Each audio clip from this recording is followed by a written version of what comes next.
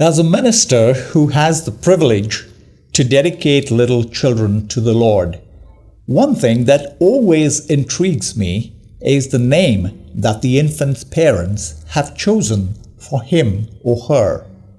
It isn't uncommon today for young parents to name their kids after Bible characters.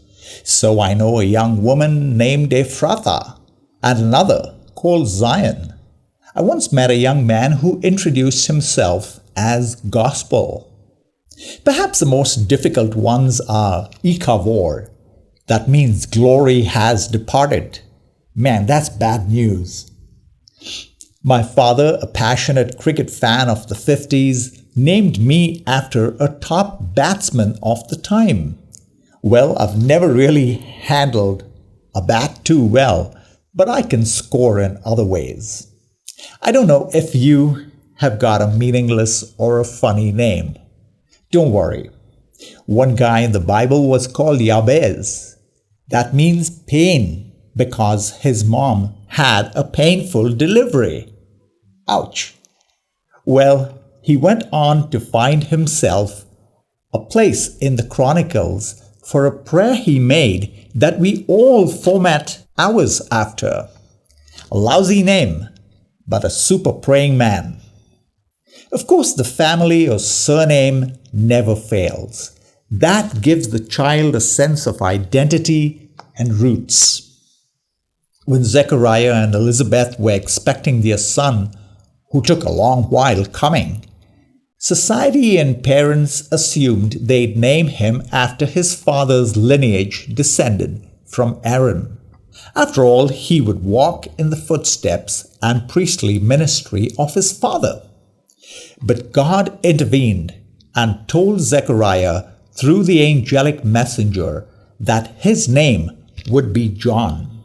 Oh, that would raise a lot of brows and questions. Were they putting aside the priestly ministry? Yes, God had other plans for the young lad. John was called to be a prophet of the Most High God, to prepare the way for the Lord. David affirmed God had his life mapped out for him. You saw me before I was born, he said. Every day of my life was recorded in your book. Every moment was laid out before a single day had passed. We're all looking for a sense of purpose. Why I was made. What was I made for? What about my future? And so on. You may have searched for it trying to read the lines on your palm, or think that the star formations hold a secret for your raison d'etre. Go right back to God who made you in His own image and design. He's got the operating system just scripted for you. My friend, you're far more precious than a lump of material blown by every gust of chance. Think about it. Katie Sims says, the great God over all is the source of your life, but He is the course of your life as well.